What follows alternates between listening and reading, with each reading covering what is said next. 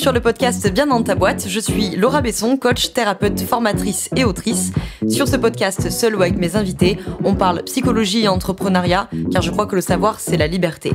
Celle de devenir libre, autonome, responsable et acteur-actrice de ta vie et de ton business. Ici, on explore les défis de la régulation émotionnelle, des relations et de l'identité professionnelle, tout en découvrant des solutions pratiques pour trouver ta place sur le marché et dans ta vie. Bonne écoute.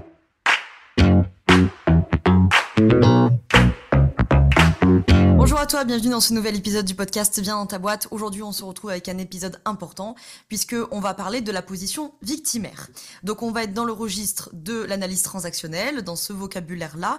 J'ai déjà beaucoup parlé des positions de sauveur à maintes reprises et dans différents contextes puisque c'est une position qu'on retrouve évidemment très souvent, notamment chez les femmes et notamment chez les pros de l'accompagnement. Et comme parmi vous qui m'écoutez, il y a beaucoup de femmes et beaucoup de professionnels de l'accompagnement. J'ai très souvent parlé de la position du sauveur, notamment aussi parce que c'est quelque chose qu'on travaille très souvent en coaching ou dans la formation sur la posture d'accompagnement. Aujourd'hui, donc, on va être plutôt focus sur cette position victimaire. Donc, je fais un mini rappel sur le triangle de Karpman, le triangle dramatique de Karpman, position du persécuteur, position du sauveur, position de la victime. Donc aujourd'hui, on va parler de ça. Cette position dite de victime, cette position victimaire, c'est vrai qu'elle est un peu moins glamour, entre guillemets, socialement. Le sauveur a souvent cet avantage. C'est d'ailleurs un bénéfice secondaire fort de la posture du sauveur, c'est que socialement, il est plutôt valorisé. On est souvent moins gêné de se reconnaître dans la position du sauveur. Quand on parle de la position victimaire, voilà, des fois ça grince un petit peu plus des dents, on n'a pas très envie de se définir comme ça, on n'a pas forcément très envie de s'avouer qu'on peut fonctionner comme ça.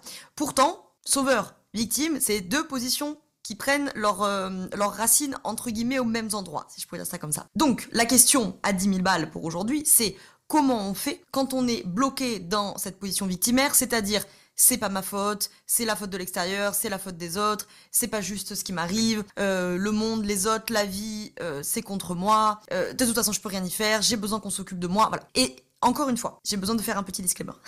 J'ai besoin d'en faire deux. Le premier, d'en faire trois. Le premier, c'est que je rappelle que quand on parle des positions sur le triangle de Karpman, on parle de stratégie comportementale. On parle de rôle de sauveur, de rôle de victime, de rôle de persécuteur. On ne parle certainement pas de personnalité. Tu n'es pas un sauveur, tu n'es pas une victime, tu n'es pas un persécuteur. Tu as une tendance à sauter plus facilement dans la stratégie comportementale du sauveur, ou de la victime, ou du persécuteur. Le deuxième disclaimer qu'il faut rappeler, c'est que quand on joue des jeux psychologiques, on passe par les trois positions. Vous n'êtes pas que en sauveur, que en victime, que en persécuteur, et ce n'est pas possible que vous ne soyez, par exemple, que en sauveur et en persécuteur et jamais en victime. C'est pas possible. Le troisième disclaimer à faire, c'est que quand on utilise le terme de victime ici, dans tout cet épisode, je tiens à le rappeler qu'on l'utilise au sens, encore une fois, transactionnel, c'est-à-dire de l'ensemble des stratégies comportementales définies par Stephen Karpman. Donc on ne parle évidemment pas du statut de victime au sens légal, au sens juridique, au sens pénal de la chose. C'est très important de le rappeler, parce que là, évidemment, il n'y a pas débat. Quand on est dans le registre juridique, dans le registre légal, dans le registre pénal, il n'y a pas débat. Il y a zéro responsabilité pour la victime et il y a 100% de la responsabilité pour l'agresseur. Je me permets de le rappeler à bon entendeur vu le contexte du moment. Là, on est donc dans le registre de l'analyse transactionnelle. Et donc, on va faire un premier point, on va parler de plusieurs choses. Un premier point sur ce fameux, socle un peu de la position victimaire qui va avoir ce réflexe, entre guillemets, parce qu'elle cherche des bénéfices secondaires. Comme la position du sauveur cherche son bénéfice de reconnaissance, la position victimaire cherche généralement plutôt un bénéfice d'approbation. Généralement, ça tourne plutôt autour de ça, de l'approbation et qu'on s'occupe d'elle. Bon. Donc, on va commencer par se faire un petit point sur cette question du « c'est pas ma faute, c'est la faute de l'autre ». Je suis sûre que tu as déjà pu dire ou que tu as déjà pu entendre, notamment ça se dit beaucoup dans le contexte relationnel, souvent ça se dit à propos des couples, mais dans le contexte relationnel de manière générale, c'est 50-50. Je suis sûre que tu as déjà dit ça ou que tu as déjà entendu ça, c'est 50-50, sous-entendu, les torts sont partagés dans le conflit qu'il y a eu ou la rupture ou quoi que ce soit. Alors j'ai alerte scoop dès le début du podcast, c'est faux. C'est jamais 50-50, ça n'existe pas. Ce n'est jamais 50-50, c'est toujours 100%, 100%. Chacun est 100% responsable de ce qu'il dit, de ce qu'il fait, etc. Donc c'est pas 50-50, c'est 100%, 100%. 100% pour chaque individu qui compose la dynamique relationnelle dont on est en train de parler. Je rappelle que quand on dit responsable, on parle de littéralement être en capacité d'apporter une réponse. Donc quand on parle de responsable, bien entendu, on ne parle pas de coupable. Donc on n'est pas en train de dire que, je sais pas, quand il y a une rupture amoureuse par exemple, que les deux sont 100% coupables de ce qui s'est passé. En revanche, ils sont tous les deux 100% responsables. Jusqu'à preuve de contraire, ils sont tous les deux adultes. Et donc de fait, ils sont 100% responsables de ce qu'ils ont ressenti, de ce qu'ils ont dit, de ce qu'ils ont fait, de ce qu'ils n'ont pas dit, de ce qu'ils n'ont pas fait, etc., etc. Encore une fois, quand on dit 100% responsable, on veut dire, a priori, on a deux adultes et donc ils sont a priori tous les deux 100% en capacité d'apporter des réponses. A priori, pas apporter les bonnes. A priori. Donc, le propre de la position victimaire, c'est justement de fuir ses responsabilités. C'est la définition, on va dire, de base. La position du sauveur, sa définition entre guillemets de base de manière très grossière, c'est je vole au secours des gens sans qu'on ne m'ait rien demandé, parce que si je fais du bien aux gens, alors moi je vais bien. Je vole au secours de ceux qui ne m'ont rien demandé, parce que j'obtiens un bénéfice secondaire qui est celui de la reconnaissance. La position victimaire, c'est plutôt je fuis mes responsabilités. C'est une position, encore une fois sur le triangle de Karpman, qu'on utilise quand on est dans la passivité, quand on est dans la fuite de ses responsabilités. Du coup, le deuxième point que je voulais qu'on aborde dans cet épisode, c'est pourquoi on l'utilise. Parce que peut-être que t'es en train de m'écouter et tu te dis, mais du coup, c'est un peu bizarre ce truc-là, genre, ça me ressemble pas du tout, je vois pas pourquoi j'aurais tendance à l'utiliser ou pourquoi je l'utilise par moment. Donc pourquoi est-ce qu'on utilise cette position victimaire? Comme pour la position du sauveur, comme je viens de le rappeler, qui a appris à confondre être reconnu et être aimé. Et donc qui cherche désespérément un besoin de reconnaissance. Axel, rendons à César ce qui appartient à César, Axel te met dans la description des liens vers des podcasts, des articles, des masterclass que j'ai fait à propos de la position du sauveur. Si tu as besoin de creuser la question du sauveur, il y a pléthore de contenu chez Bien dans ta boîte pour en parler. Donc, au même titre que cette position du sauveur, elle a appris à confondre être aimé et être reconnue, qu'elle cherche désespérément ce besoin de reconnaissance chez l'autre, en étant le sauveur et en volant à son secours sans qu'il ait rien demandé, etc., etc. La position victimaire, elle a également appris une confusion, mais ça n'est pas la même, tu l'as bien compris. Elle cherche également un besoin. En fait, elle a appris à confondre, se plaindre et demander de l'aide. Et elle cherche un besoin d'approbation. Comme j'ai dit un petit peu avant, c'est pas le seul besoin qui est recherché par la position victimaire. La fuite des responsabilités est souvent un besoin très courant, la valorisation aussi, enfin voilà, bon, il y en a d'autres, mais principalement il y a un besoin d'approbation. Donc, comme je disais, on utilise tous ces trois positions du triangle de Karpman. Peut-être que la position victimaire, elle peut être ta position de prédilection. Peut-être que tu l'utilises très peu et que tu te rends pas plus compte que ça parce que c'est pas si courant que ça. Quoi qu'il en soit, ça vaut le coup de se regarder honnêtement et de voir quand est-ce qu'on peut jouer ce rôle. Et surtout, de comprendre ce que tu cherches à obtenir quand tu joues à partir de la position victimaire. Peut-être que tu es épuisé et que du coup tu as besoin d'aide, mais que tu n'arrives pas vraiment à demander de l'aide. Et donc peut-être que tu rentres dans une position victimaire qui va avoir tendance à se plaindre pour obtenir, par exemple, de l'aide à la maison ou de l'aide au travail, mais sans jamais avoir formulé une demande claire, qui, je le rappelle, est la base de la position d'adulte. Il est capable de prendre ses responsabilités, de formuler une demande qui soit claire, et je le rappelle, qui soit négociable et qui soit refusable, puisque je rappelle, parce que les positions victimaires, c'est quand même un petit peu les pros, par définition, de ne pas formuler de demande, sinon elles seraient pas en position victimaire, et quand elles apprennent à en formuler, généralement, c'est un peu les pros pour formuler des demandes qui sont complètement irréalistes, qui du coup vont être refusées, la plupart du temps, et qui vont leur permettre de rebasculer dans une position victimaire. Après, elles viennent me voir en coaching, et elles me disent, oui, mais tu vois, j'ai formulé une demande, et la demande, elle a été refusée, les gens veulent pas m'aider. Si la demande que tu fais, elle est pas refusable, je me tiens de préciser que du coup, c'est un ordre, pas une demande. Donc, peut-être, si je reprends mon exemple, que tu es épuisé et que tu as besoin d'aide, mais que tu n'arrives pas à demander cette aide. Et donc, du coup, tu te plains ou tu soupires, etc. D'ailleurs, ça me fait faire un autre petit disclaimer, c'est que, notamment mes élèves mes élèves ne m'appartiennent pas d'ailleurs, les élèves qui ont suivi ma formation sur la posture, plutôt, où on fait beaucoup d'analyses transactionnelles sur la posture d'accompagnant, ou toutes celles et ceux qui sont passés en coaching d'ailleurs, puisqu'en coaching on en fait beaucoup aussi. Vous m'avez entendu rabâcher ça plein de fois, c'est que la position victimaire, enfin, pour identifier à partir de quelle position me parle mon interlocuteur, je ne dois pas écouter le ton.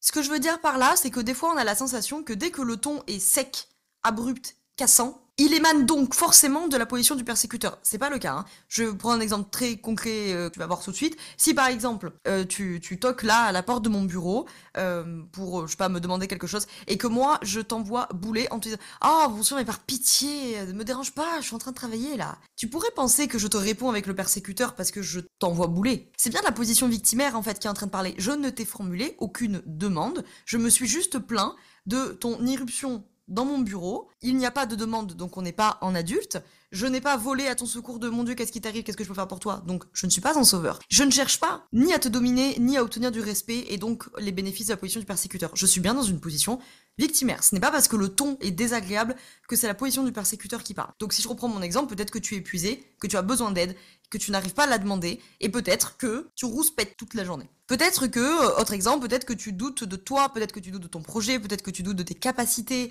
et que tu as besoin du coup d'approbation. C'est peut-être pour ça que tu peux par moment utiliser cette position victimaire dans le cas où tu cherches à être valorisé, parce que tu es en ce moment un peu insécure et plein ou pleine de doutes. Peut-être que tu as vécu quelque chose de tellement douloureux que c'est trop difficile pour l'instant de voir ta part de responsabilité dans ce qui s'est passé, et que peut-être pour l'instant il est plus simple de ne voir que les torts de l'autre. Je rappelle plutôt 2 fois qu'une que je ne parle évidemment pas d'une situation où l'autre a été violent ou abuseur. Je me permets de le ressouligner, plutôt 10 fois qu'une. Mais par exemple, je reprends l'exemple du début, tu es en pleine rupture amoureuse. Ton amoureux ou ton amoureuse t'a blessé.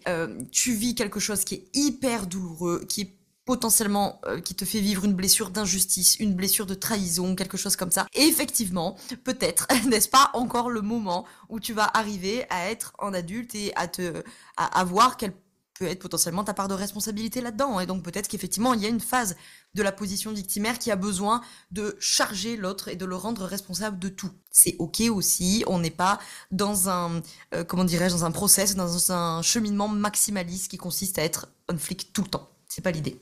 Peut-être, les derniers exemples de pourquoi tu peux utiliser cette position victimaire, peut-être que tu te sens tellement peu écouté, tellement peu entendu, tellement peu soutenu, que tu as l'impression qu'il n'y a plus que la plainte qui pourrait susciter de la compassion chez l'autre. Les options sont infinies, bien entendu, sur pourquoi on utilise cette position victimaire.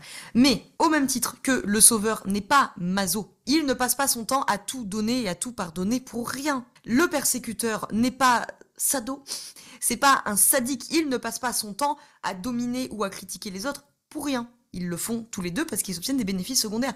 La position victimaire, c'est pareil. La victime ne passe pas son temps à se plaindre sans rien demander ou en faisant des demandes extravagantes pour rien. Il y a bien quelque chose qui mérite d'être entendu. Précisément, quand c'est vous qui êtes dans cette situation, il y a quelque chose qui mérite d'être entendu en vous.